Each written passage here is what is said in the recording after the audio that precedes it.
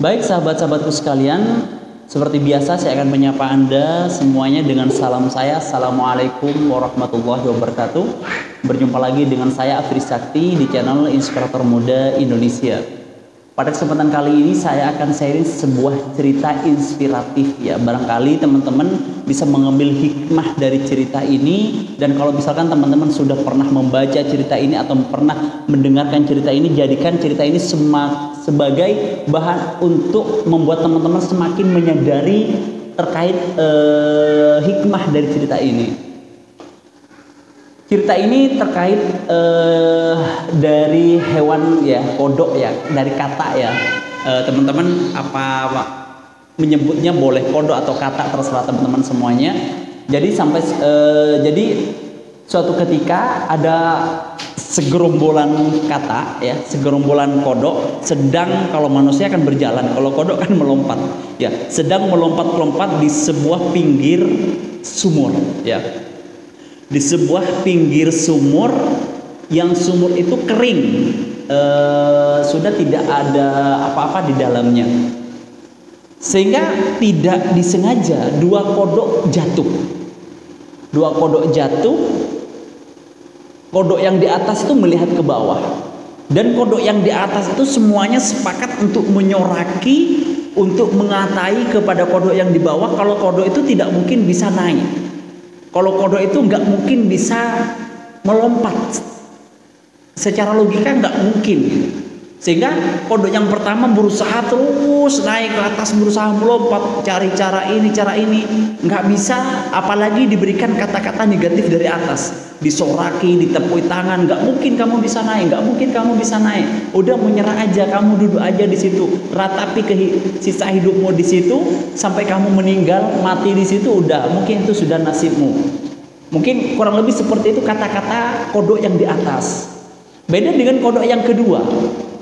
Kodok yang kedua ini terus berusaha melompat ketika melihat yang di atas itu menyoraki, memberikan tepuk tangan, terus semakin disoraki. Kodok yang kedua ini semakin semangat untuk naik ke atas. Semakin disoraki, semakin semangat lagi, disoraki lagi, semangatnya terus bertambah kali lipat untuk bisa naik ke atas.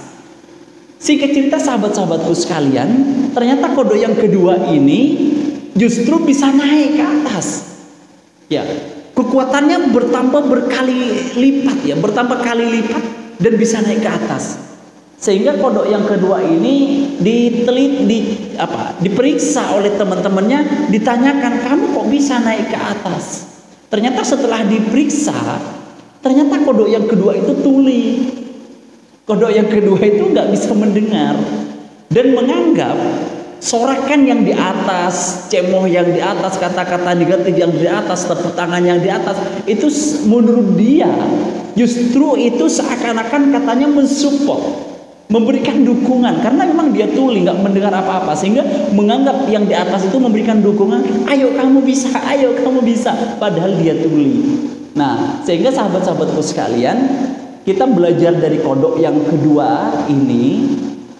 Ketika kita punya mimpi, ketika kita punya hajat, ketika kita punya visi misi, punya target, keinginan, kita berusaha mencapainya, pasti ada orang yang akan tidak suka ketika mimpi kita tercapai.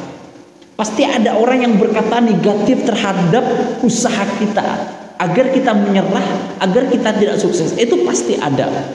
Sehingga ketika teman-teman semuanya menghadapi itu, mendengar kata-kata negatif yang membuat teman-teman merasa terganggu, anggap aja teman-teman tuli. Anggap aja teman-teman seperti kodok yang kedua, di mana kodok yang kedua itu memang tuli dan tidak mendengar.